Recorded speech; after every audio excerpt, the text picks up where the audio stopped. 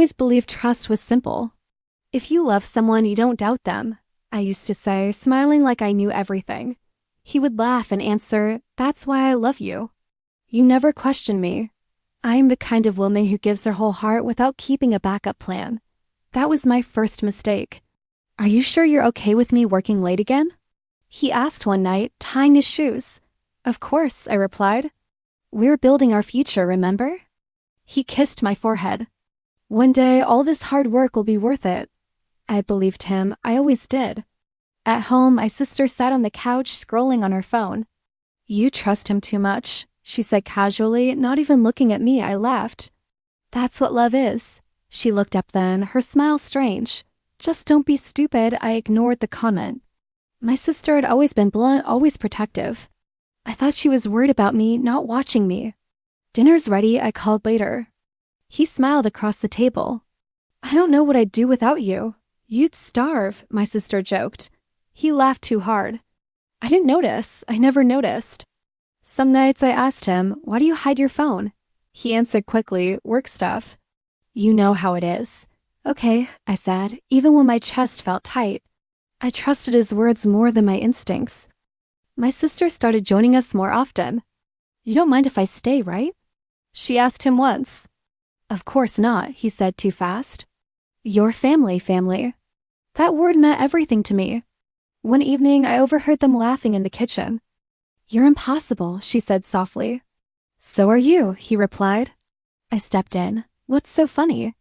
"Nothing," my sister said. "You're just too serious." He added, "You worry too much." So I stopped worrying. I stopped asking questions. I told myself love meant silence when doubt tried to speak. "Promise me something," I said one night as we lay in bed. "What?" he asked. "Promise you'll never hurt me." He pulled me closer. "I would never do that. I'm not that kind of man." I believed him with my whole soul. My sister stood in the doorway, watching us. "You two make me sick," she joked. I laughed, unaware of the chill crawling up my spine. Later, my sister whispered, "You're lucky, you know." "I know," I said. "I really am." She smiled in a way I didn't understand. "Just don't take it for granted." He squeezed my hand. "Nothing can break us," I squeezed back. "Nothing." That night, I stared at the ceiling and listened to his breathing. I told myself my heart was safe. I told myself love never lies. I told myself my sister would never cross that line. Each promise felt warm, comforting, and completely unearned. I clung to them desperately. My chest felt heavy, but I blamed exhaustion, not fear, not instinct, not the quiet warning screaming inside me to open my eyes. As I turned off the light, a thought crossed my mind, sharp and unwelcome. Something feels wrong. I pushed it away. "You're imagining things," I whispered to myself. I slept peacefully, not knowing I was already losing everything forever silently. I remember the door was unlocked, which felt strange because he always locked it. I stepped inside and called his name softly. "Are you home?" My voice echoed, thin and uncertain. I took off my shoes slowly, my hands already shaking. I heard laughter from the bedroom, low and familiar. My stomach dropped before my mind could catch up. "Stop," my sister said, laughing. "You're going to get us caught." He replied, "Relax, she's not home yet." I froze. My heart slammed so hard I thought it might break my ribs. I walked forward without thinking, each step heavier than the last. I pushed the bedroom door open and the world ended quietly. He sat on the bed. My sister stood in front of him. His hands were on her waist. He whispered my name like a mistake. "This isn't what it looks like." I didn't scream. I couldn't. My mouth opened, but no sound came out. My sister turned pale. "I can explain," she said quickly. "Explain what?" I asked. My voice sounded distant, like it belonged to someone else. "It just happened," he said. "You've been busy." "We were lonely." I laughed once, sharp and broken. "Lonely together?" My sister stepped closer. "You don't understand. We didn't mean for this. You didn't mean to betray me?" I asked. He rubbed his face. "You're overreacting." "It's not serious." That sentence cracked something inside me. "Not serious?" I whispered. "You're touching my sister. She needed comfort," he said. "You've changed."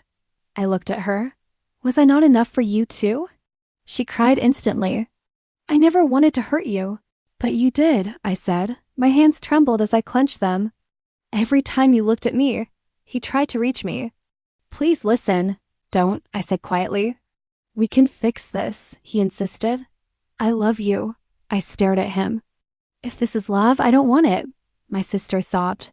You're my family. Family doesn't do this, I replied. He stood up. You're acting like I planned this, so you're saying it's my fault? I asked. He hesitated. I'm saying you weren't here. I nodded slowly. And you chose her. She was just there, he said weakly. I looked at my sister again. How long? She whispered, long enough.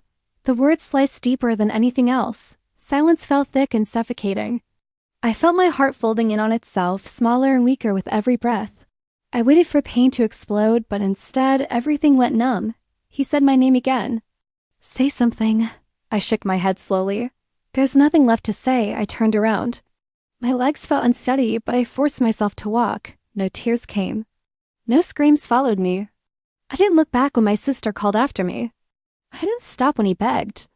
Outside, the air felt colder than before.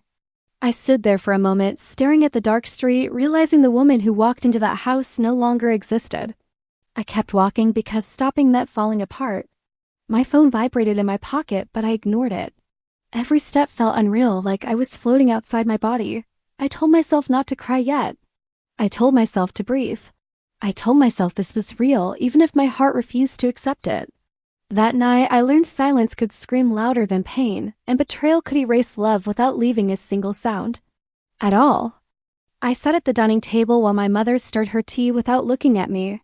You're being dramatic, she said softly. These things happen. I stared at her. He cheated on me with my sister, she sighed. Lower your voice. My sister sat beside her, eyes red, shoulders shaking. I never meant to hurt you, she cried. You know I'm weak. I laughed bitterly. Weak enough to take my life? My father cleared his throat from the corner. He didn't look at me. He never did. Enough, he said. This family doesn't need more trouble. So I'm the trouble, I replied. My mother finally met my eyes. You were always distant, she said, always working. You pushed him away. I felt my chest tighten. So that excuse is betrayal? My sister sobbed harder. Please stop attacking me. I stood up. I'm not attacking you. I'm telling the truth. My father's silence pressed heavier than words. He folded his newspaper. Apologize to your sister. I stared at him in disbelief. For what? For upsetting her, he answered. That was the moment I understood. I had already lost. I called him that night. The phone rang until it stopped. I texted, we need to talk. No reply. Hours passed, then days. He vanished like I had never mattered. At breakfast, my mother said, he needs space. I needed honesty, I replied. She shook her head. You always expect too much. I went to my room and opened my closet. My clothes looked unfamiliar, like they belonged to someone else. I pulled out a suitcase. My sister stood in the doorway. You're leaving? I zipped the bag slowly. You already took everything else, she whispered. You're selfish. I smiled sadly. That's what you'll tell yourself. My mother watched from the hall. Where will you go? Somewhere I'm not blamed for being betrayed, I said. She turned away. Don't make this harder. I lifted the suitcase. My hands trembled, but my voice didn't. You already chose. No one stopped me. No one hugged me. No one asked me to stay. Outside, I sat on the steps and finally let the tears fall. I didn't lose him, I whispered to myself. I lost my family. My phone buzzed once. A message from him, I'm sorry you're hurting. That was all. I deleted it without replying. As I walked down the street, the weight hit me fully. I wasn't just abandoned by the man I loved. I was erased as a daughter, dismissed as a sister, rewritten as the problem in a story I didn't break. I hugged my arms around myself and kept walking. There was no home behind me anymore. There was no voice calling my name. Only silence, thick and final, wrapping around me like a new identity. I had been replaced, blamed, and discarded in one breath. And I was completely alone now. I rented a small room with peeling paint and a window that rattled at night. The landlord said, rent is due every Friday. I nodded like I had a plan. I didn't. The room echoed when I spoke, which made the silence louder. I called my mother once. I'm not asking for money, I said. She replied, you made your choice. I hung up before my voice broke. Bills stacked on the table. I read them out loud sometimes. Electric, water, phone, saying the words made them real. I skipped meals and told myself hunger was temporary. Sleep didn't come easily. You'll be okay, I whispered to the ceiling. You have to be. One night, nausea hit me so hard I knelt on the floor. Not now, I muttered. Please, not now. My hand shook as I counted days on my phone. My chest tightened. At the pharmacy, the cashier avoided my eyes. Do you want a bag? Yes, I said quickly.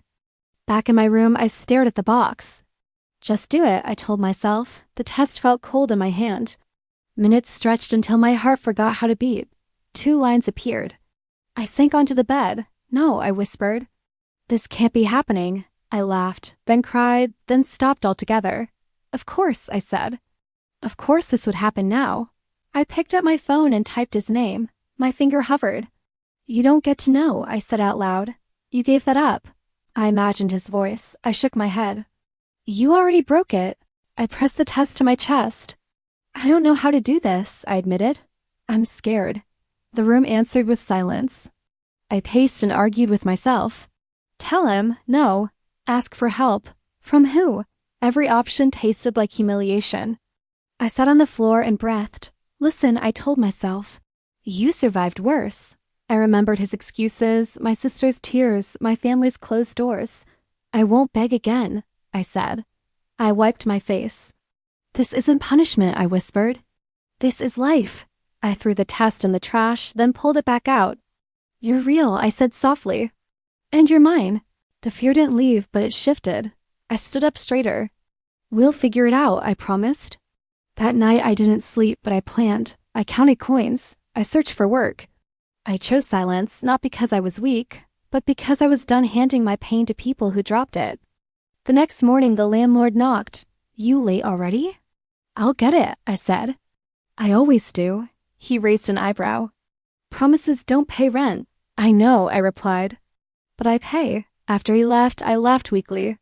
I'm not the disappearing type, I told the empty room. I sat back down. One step, I told myself. Just one. I opened a notebook and wrote a list. Work, food, shelter. I added another line. Protect. I closed my eyes. I won't let the world crush you, I said. I wasn't saved, I wasn't healed, but I was choosing survival. In the dark, I placed my hand on my stomach. I'm still here, I said. So are you. Fear whispered, you'll fail. I answered, maybe, not today. I listened to my breathing and said it again, slower, firmer, until the room believed me too. Rock bottom had a sound. It was steady breathing, unpaid bills, and a quiet decision to live anyway, even when despair begged me to quit, and I refused to listen. I chose survival, silently, stubbornly, without permission. I stood at the bus station before sunrise, holding one suitcase and everything I had left. The ticket seller asked, one way? Yes, I said. As far as this goes. He slid the ticket to me. Good luck, I nodded. I'll need it. I sat on a cold bench and whispered, we're leaving. My hand rested on my stomach, unsure but steady. I don't know where we're going, I said softly. But we're not staying where we're unwanted. The bus arrived with a hiss. As I climbed aboard, a woman behind me said, you look scared. I am, I answered honestly. She smiled gently. That means you still care. I took a window seat and watched the city fade. I won't miss you, I murmured. You didn't protect me. I pressed my forehead to the glass. It's just us now, I said quietly. I can't promise comfort, but I promise effort. The bus stopped halfway. I stepped down, dizzy and tired. A man loading boxes nearby looked at me. You okay? I need work, I blurted. Anything. He studied me for a moment. You running from something? I'm running towards something, I said. I think. He nodded slowly. Name's Daniel. I own a small shop. I can't offer much. I don't need much, I replied. Just a chance. He handed me a card. Come tomorrow morning. Thank you, I said, surprised by the sting in my eyes. He shrugged. Everyone needs help once. I found a cheap room nearby. The owner said, no noise. No excuses. I won't be any trouble, I promised. That night, I sat on the bed and finally spoke to the life inside me. I'm scared, I admitted. But I'm not quitting, I imagined an answer. I smiled for the first time in weeks. The next morning, Daniel showed me the shop. You can clean, organize, answer phones. I can learn, I said quickly. That's enough, he replied. As I worked, he said, why did you leave? I paused. Because staying was killing me. He nodded. Then you did right. On my break, I whispered, see? I said to my stomach. Someone believes me. I walked home that evening lighter than before. We'll be okay, I said. Not today. Maybe not tomorrow. But someday, I stood in the small room and looked around. This isn't much, I told myself, but it's mine. I unpacked slowly. Each folded shirt felt like a decision. Each breath felt earned. I lay down and said, I chose to live. The words felt strange but true. Outside, the city hummed differently. Inside, something fragile but stubborn took root. It wasn't happiness. It wasn't peace. It was hope. Vain, quiet, and alive. And for the first time since everything broke, I let myself believe that choosing life was enough to begin again, even if the road ahead was long, uncertain, and frightening, because I was finally walking it forward, not backward, and that alone felt like victory today. Mama, my child whispered one night, tugging my sleeve. Are you tired? Yes, I said honestly. But I'm okay. You say that a lot, my child replied. I smiled. Because it's true enough. The years passed quietly, not gently. Every morning started with a list in my head. Work, food, school. At night it ended with, did I do enough? Some days the answer was no. I learned to live with that. At daycare, a woman once asked, is the father involved? No, I said. She hesitated. I'm sorry. Don't be, I replied. We're fine. Later my child asked, why don't I have a dad like others? I knelt down. Because families look different, I said. And ours is strong. Stronger than others? My child asked. Yes, I answered. Because we choose each other every day. There were nights I cried silently in the bathroom. I'm failing, I whispered to the mirror. In the morning, my child said, Mama, you're my hero. That kept me standing. Money was always tight. We don't need toys, I said gently. We need food, my child nodded. I like food, I laughed, tired and grateful. At work, Daniel once said, you don't ask for help. I don't need to, I replied. He looked at me carefully. That's not always strength. I know, I said. But it's mine. I watched my child grow inch by inch, word by word. Every milestone felt like proof I hadn't broken them. Look, my child said proudly one day. I did it myself, so did I thought. Sometimes memories surfaced without warning. His voice. My sister's face. Veal Pain tried to speak. I told it, you don't live here anymore. My child asked once, do you miss your family? I chose my words carefully. I miss who I thought they were. Do you forgive them? My child asked. I paused. No, I said calmly. But I moved on. That answer surprised me too. I stopped waiting for apologies. I stopped replaying arguments. I stopped explaining my past to people who didn't earn it. This is my life, I said whenever doubt crept in. And it's enough. One evening, my child curled beside me. Mama, they said softly, you're always brave. I kissed their hair. I learned to be. Did someone teach you? Yes, I answered, holding them closer. You did. I wasn't soft anymore. I wasn't angry either. I was steady, guarded, whole in a quiet way. Pain didn't disappear, but it stopped controlling me. As my child slept, I whispered, we survived. The words felt heavy earned. I didn't forgive the past. I didn't rewrite it. I carried it properly, like a scar that no longer bled. Each year shaped me into someone stronger, calmer, and harder to break. I turned off the light and lay still. Tomorrow would be busy. Tomorrow would be hard. But tomorrow belonged to us. And that was enough to keep moving forward, step by step, without looking back, without needing revenge, without asking permission to exist, because survival had become my second language, and strength had quietly made a home inside me at last. I didn't plan to return to the city. Work required it, nothing more. 2 days, Daniel said. In and out. I can handle it, I replied. My child held my hand tighter as we walked through the station. Mama, this place is loud. I know, I said calmly. Stay close. The city looked the same. I didn't. I stood straighter. I moved without fear. I wasn't running anymore. At the hotel desk, the clerk smiled. First time here? No, I said. Just visiting. Later, we stepped into a cafe near the street I once called home. My child asked, "Can I have juice?" Yes, I said. Sit. I turned around with the cups and froze. He stood near the counter, older, tired, familiar in the worst way. Our eyes met. His smile vanished. He whispered my name like a ghost.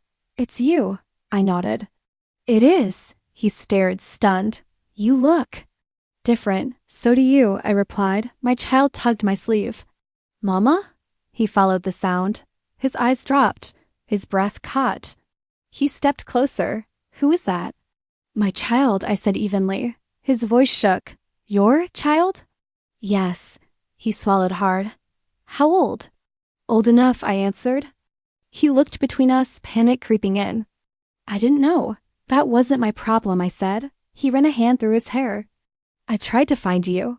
You didn't try hard, I replied. People around us pretended not to listen. My child looked up at him.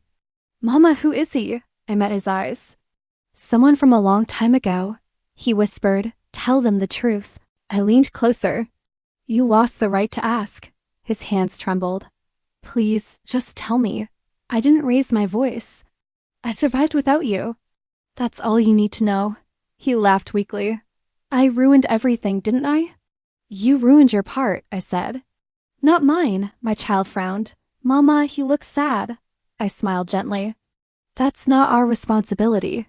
He flinched. You're cold. No, I said. I'm healed. He took a breath. Your sister. Don't, I warned. He nodded quickly. I deserve that. Silence stretched. I felt nothing. No anger, no pain, just distance. He whispered, I never stopped thinking about you. I answered. I stopped needing you. My child squeezed my hand. Can we go now? Yes, I said. I turned to leave. His voice cracked behind me. Wait, I stopped but didn't turn. This is the last time, he asked softly, desperately. Is that mine? I turned back slowly. Yes, I said. The child is yours.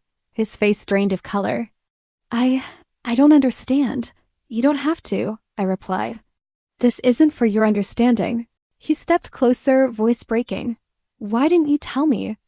I looked at him calmly. Because you chose my sister. Because you disappeared. Because I owed you nothing. He shook his head. I would have helped. You helped yourself, I said. That was enough, he laughed nervously. I was young. I made a mistake, I nodded. So did I trusted you. His eyes filled. I thought about you every day. I thought about rent, I answered. I thought about food.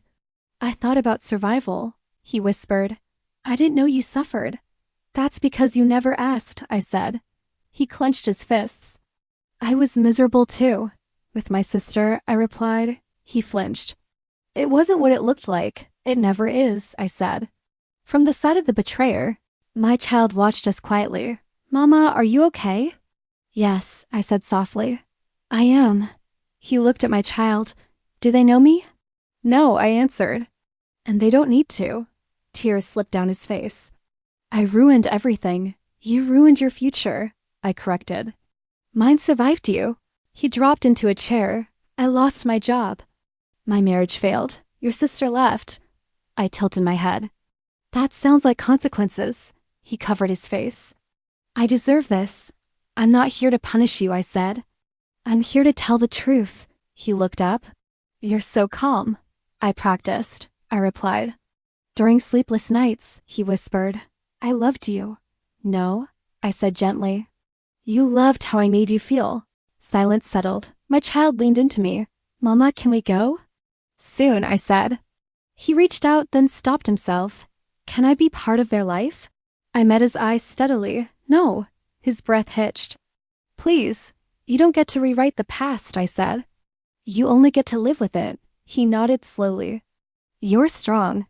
I had to be, I answered. He stood, shaky.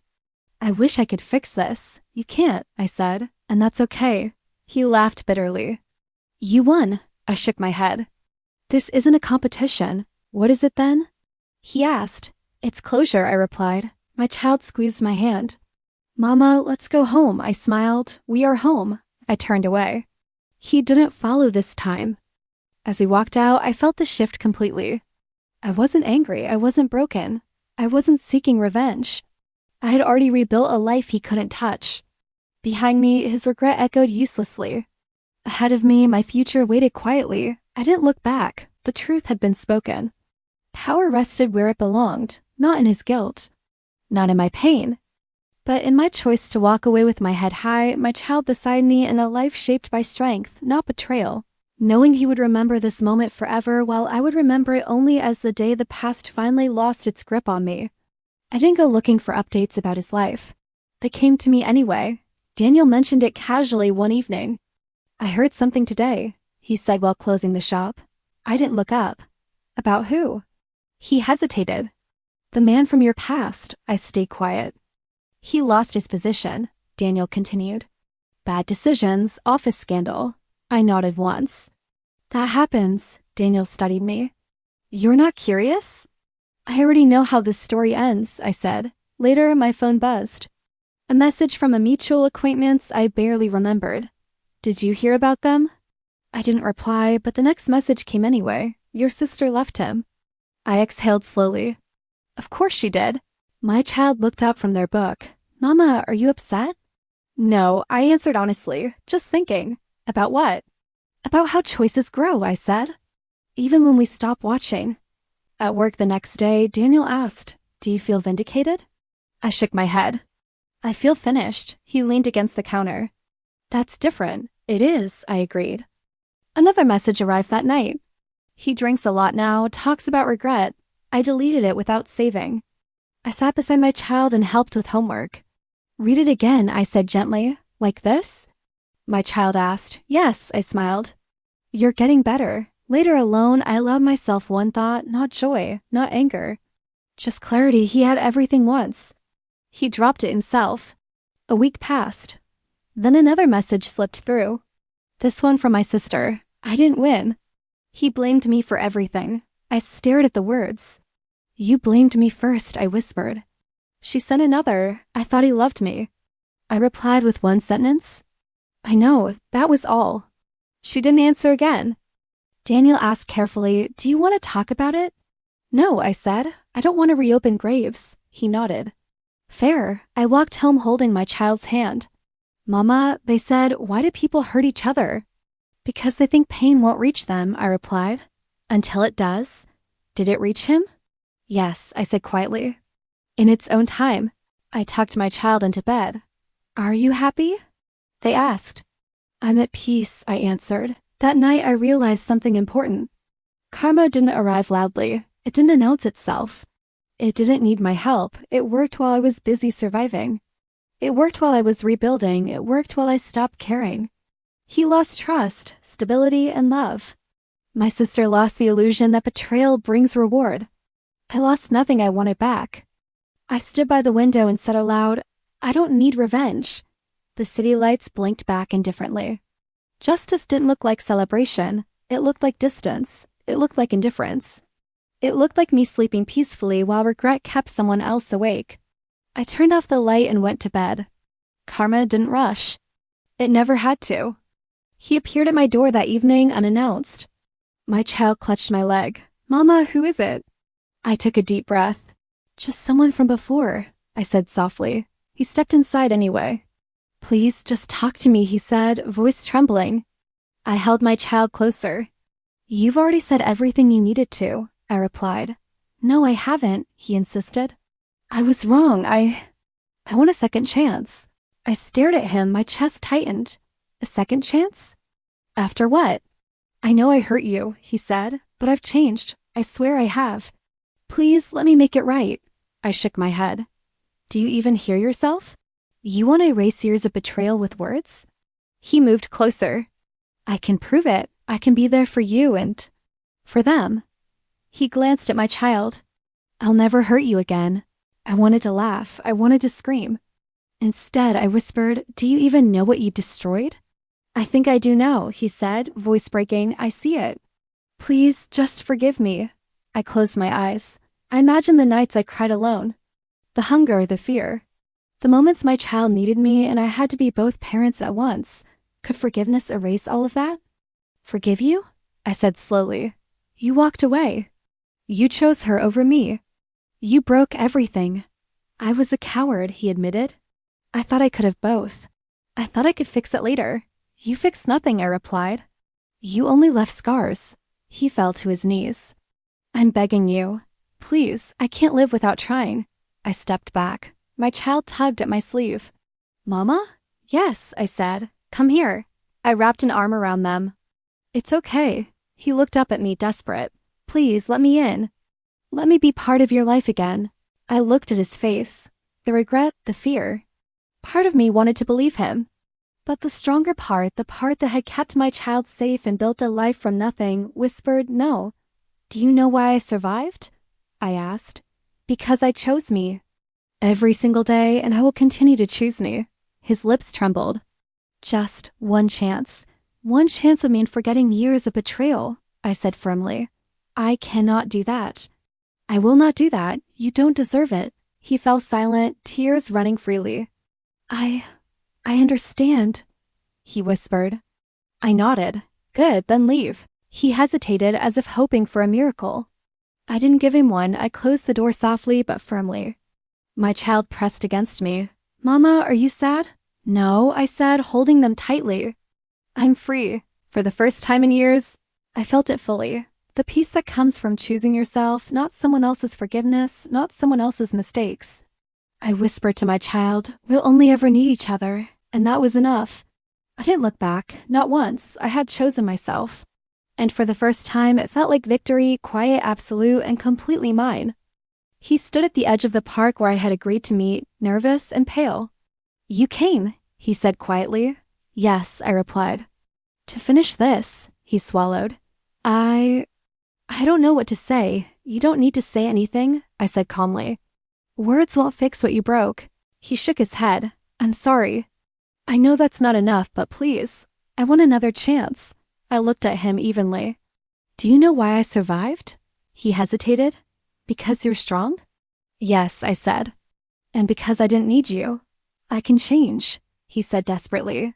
I can prove it. Please, let me try. I shook my head slowly. No, you don't get that right anymore. It's gone. His hands trembled. I've lost everything. Don't you want to forgive me? Don't you want to? I don't want anything from you, I interrupted. Not your apologies, not your presence, not your love, nothing. Tears welled in his eyes. But I can't live without trying to make it right. You already failed at that, I said softly. You chose her, you walked away. And now? You're learning too late. That's your consequence, not mine. He looked at my child and then back at me. I want to be there for them. They don't need you, I said gently. They have me, and that's enough. Do you hate me? He whispered. I shook my head. No, hate is a weight I refuse to carry. You are already carrying your own. He faltered. Unhappy, I said firmly. Without you, without your regret. Without the past dictating my life. He dropped his gaze. I didn't know you could be this. Uncheckable. I had no choice, I replied.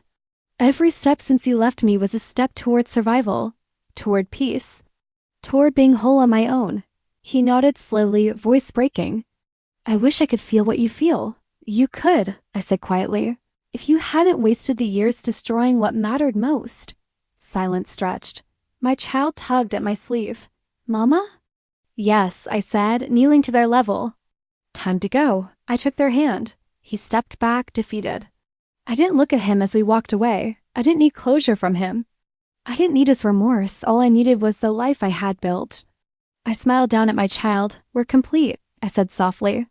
And nothing he does can change that. The sun dipped low, casting long shadows, but I felt no darkness. I felt light. I felt strength. We moved forward together, unbroken, whole, and free. He remained behind, grasping at regret. I didn't win. He lost, and that was enough. I stood in the kitchen, watching my child stir pancake batter with a serious little frown. Careful, I said. Don't spill it everywhere. I won't, they said confidently. I smiled. Confidence, strength, life. Everything he tried to take from me rebuilt and multiplied in this little person. Do you remember him? My child asked suddenly. I froze for a second, then shook my head. No, not really. He belongs in stories that don't matter anymore.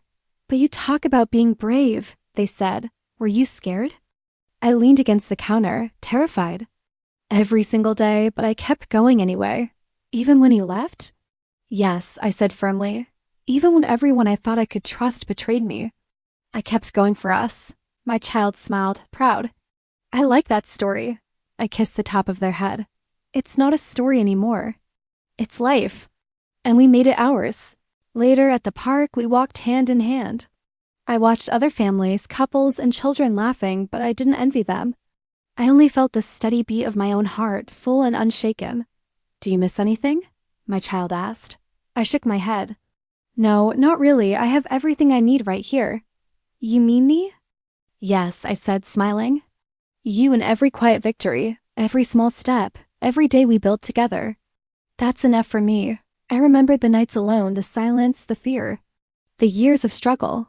I remembered him asking for forgiveness, begging for a second chance. I remembered saying no and feeling complete. And now the peace that filled me wasn't fragile. It wasn't borrowed from someone else. It was mine. I stopped by the lake, watching the sunset reflect in the water. Look, I said to my child, even the sky can't touch us. It can't change what we've built. They laughed. It's pretty. Yes, I agreed. It's beautiful. Just like this life we made. I took a deep breath. I could finally say it aloud without fear. I survived. I thrived. I am whole. I remembered all the pain, all the nights of tears and desperation, but it didn't hurt anymore. It had shaped me, not destroyed me. I thought of him somewhere behind me, lost in regret, watching life pass him by, and I didn't feel anger. I didn't feel triumph. I only felt freedom. Freedom was louder than any revenge, stronger than any grudge, clearer than any memory. I bent down to tie my child's shoelaces. Ready to go home? Yes, Mama, they said. We walked together, the city humming around us. The past was a shadow I no longer carried. At home, I prepared dinner, listening to my child chatter about their day. I laughed freely, fully, without holding anything back. I paused and looked around the small apartment, our home, our sanctuary. We made it, I whispered, no regrets. No longing. No gaps left to fill. Just peace. And a life he would never touch. I closed my eyes for a moment and let it all sink in. I was a mother. A survivor. Whole and finally completely free.